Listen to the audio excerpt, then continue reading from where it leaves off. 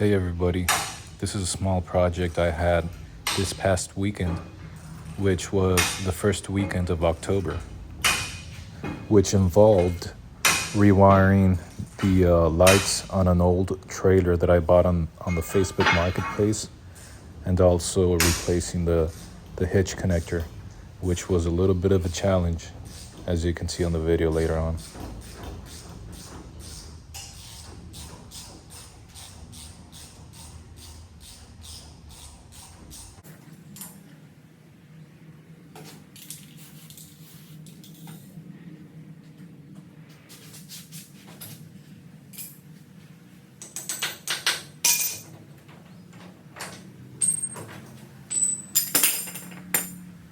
Taking it off was the easy part, but putting the new one back in, that was a tough part.